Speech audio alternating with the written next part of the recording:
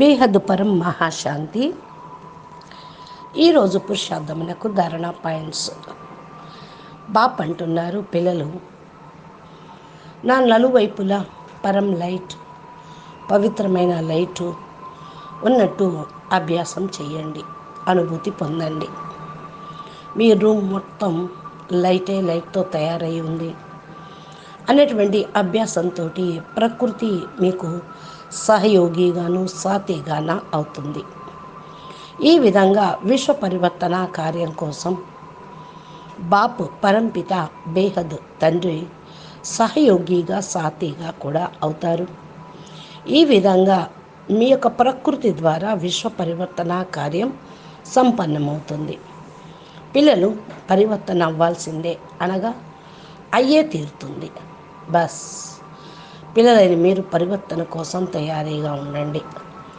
బాప్ అన్నీ సంభాళిస్తూ ఉన్నారు. బాధ్యత అంతా తండ్రిదే, మీదైతే కాదు. మీరు కేవలం నిమిత్త మాత్రంగా ఉండి చూసుకుంటూ ఉండండి. కేవలం పిల్లలే ఇది చేయగలరు.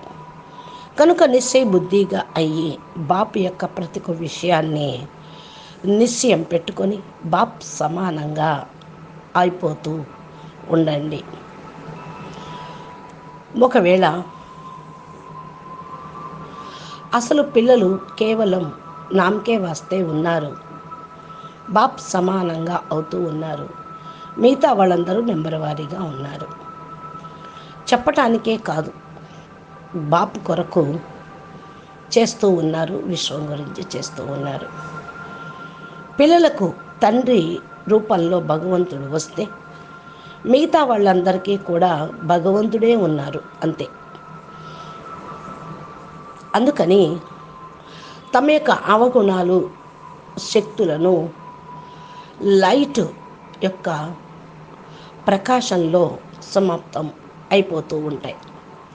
మిమ్మల్ని మీరు లైట్ యొక్క బాడీని తయారు చేసుకోండి, దాన్ని ఉపయోగించండి.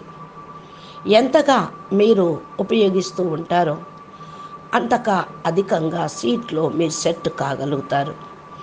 ఎంతగా మీరు సీట్లో సెట్ అయిపోతూ ఉంటారో అంత త్వరగా పరివర్తన కార్యం ప్రారంభం అవుతూ ఉంటుంది. ఇదైతే సహజమే. బాప్ సమానంగా ఈ విశ్వ పరివర్తన కార్యం సంపన్నం చేయండి. పిల్లలు ఇప్పుడు లేనిదే మళ్ళా లేనే లేదు. మీరు బాపు యొక్క హృదయ సింహాసన అధికారి ఆత్మలు, నైన జ్యోతులు, నూరే రతన్, మస్తక మణులు, బాప్ సమానమైన పిల్లలు. బాపు కూడా పిల్లల్ని చూస్తే చాలా గర్వపడుతూ ఉంటారు. ఎందుకని? పిడికల బిడ్డలైనా పర్ఫెక్ట్గా తయారవుతూ ఉన్నారు, నిశ్చయ బుద్ధి విజయంతిగా ఉన్నారు అని. అచ్చా, పరం శాంతి. నమస్తే. बेहद के बेहद परम परम महाशांति है, महाशांति है, महाशांति है. नमस्ते. बेहद परम महाशांति. ఈరోజు పురుషార్థమునకు